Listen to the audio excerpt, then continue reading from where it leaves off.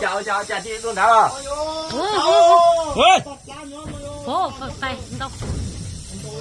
Ui. tập lắm nhóm mà nói chè luôn rồi. Ui, nó con trai. Ô. Tin đồ hai gì kìa. Bắt chừng gác cơ. Con trai rồi, chế cả lo mới tập kia rồi đó. Phải chế tôi. Phải, giờ lâu con tôi bé chế tụi tao con tụi nó. Hello. Có từ Cái đó. Ô. Cái lá đó. Cái mà thiên nữ đó. Ô, cả. Xin đồ hai ta một lì. Nó sạch à, chỉ cho ai đó chứ xin chưa à, cha chờ. Cứ tia cho xin đồ á. Chỉ xin chứ. Lấy nhau kê tali. Nó té rồi cái gì đó. Ai mà đồ tiền đu em ăn đồ cái gì đó. Ôi ôi, chỉ cả nhung sư hả? Hey.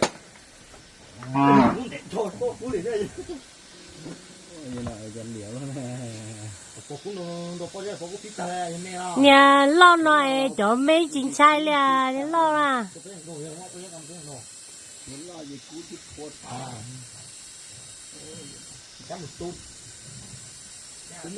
Chúng ta men đồ mồi thì cháu tôi lo một tôi rồi.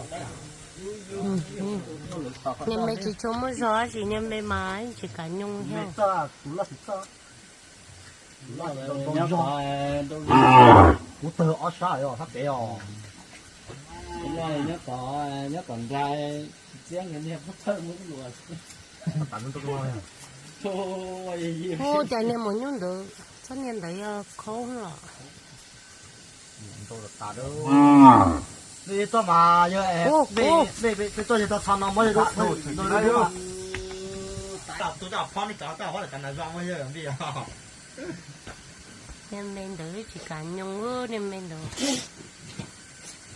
Ý cứ tia cho xin đồ á. Hả?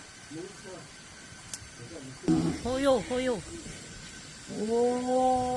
Ôi chà đâu? Số chị tô đâu? Hồ cử à? Cho to mà. Ô. Nó chỉ thấm mình tôi chỉ tuần gió này tụi nhung này. Mình to plat thôi hả? Nem men là nem trầu có đó.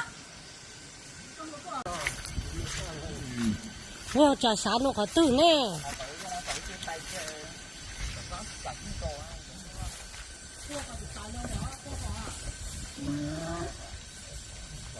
Nhỏ bé nó bố cái gì?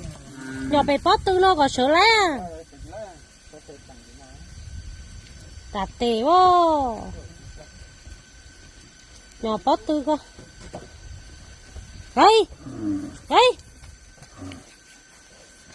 Ôi, có nhung chỉ nhung à. Ô trời. Tổ đây.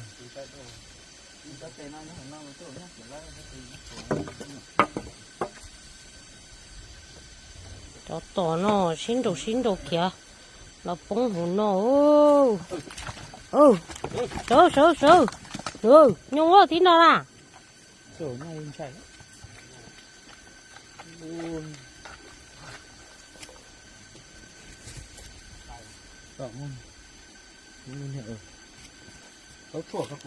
Giờ tôi chỉ lo ấy chứ. Nè tao nói chỉ chân trâu này tao lỡ trái chỉ tao á, tao nói chứ là lo rồi. Nó mua giò.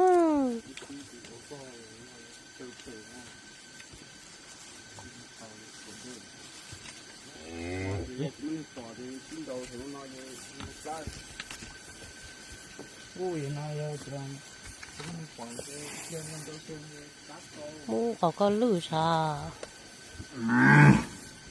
Có hẳn rồi.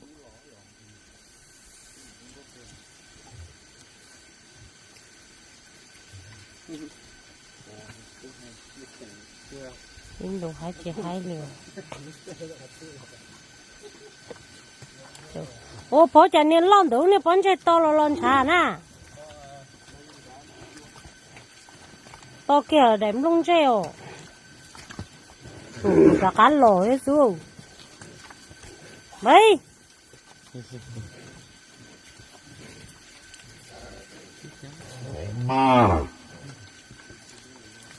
Một sự cả cá lò thế xuống.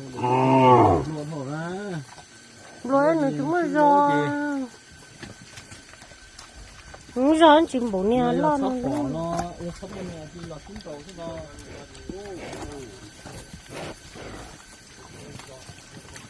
Ấy.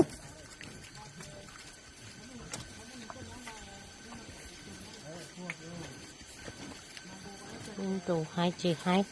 Tụi nó thế tụi con gái xí lố nên đàn to kia.